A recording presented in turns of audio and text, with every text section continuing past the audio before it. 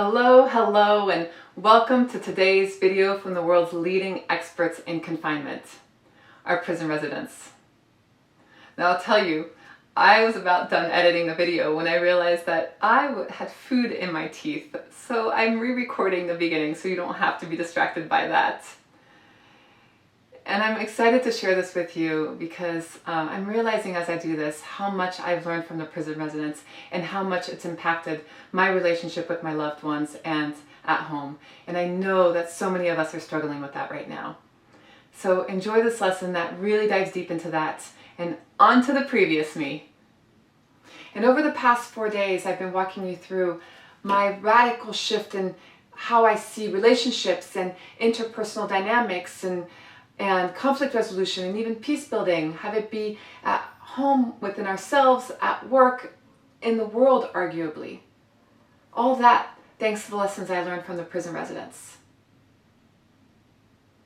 And for those of you that wish to engage with this, well, the first thing I realized that was my struggle was that when a conversation would start getting heated, and actually, it's not about the heat in the conversation. It's about the hurt.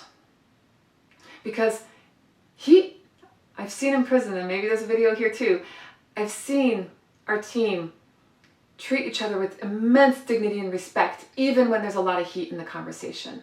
So that's not the criteria. It's when there's hurt in the conversation. When I start feeling hurt and my words and actions come from there, or from when the other person or other people start feeling hurt and their words and action come from there, that's the moment that we need to start implementing those things that we've been talking about over the past 4 days. But what's going on in that moment? So much movement around like the frustration and the anger that's coming up and maybe even the rage and how dare he and all of this movement's going on inside. How the heck are we going to take the time to be able to move through the 4 steps? And that's why in that moment, when all of this is being worked up and it's bubbling up and it's creating this effervescence, what we most need is a break, a timeout, a pause. What we need is space to be able to actually go through the steps that we went through. And so how do we create that break when, again, all of us are reacting and responding and going bam, bam, bam, bam, bam? Well, I actually already alluded to it in one of the previous videos. In our prison circles, we call it timeout. We call it timeout. And we'll give just a few seconds, usually it's all that's needed, for things to settle and for people to just take a deep breath.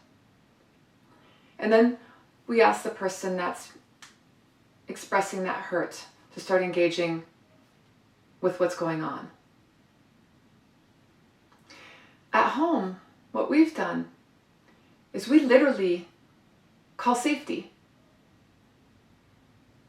And so we'll be having a conversation, things get heated, and when we recognize that we're starting to come from hurt, our agreement is that we call out safety, and we literally use that word. You can use any word you want to. We haven't gotten more creative than calling safety. And when safety's called, our agreement is that we instantly stop what we're saying and what we're doing. And I can speak from my experience because I tend to be the one that's a little bit more fiery in this relationship. And so first of all, the agreement was that, when Pete felt hurt,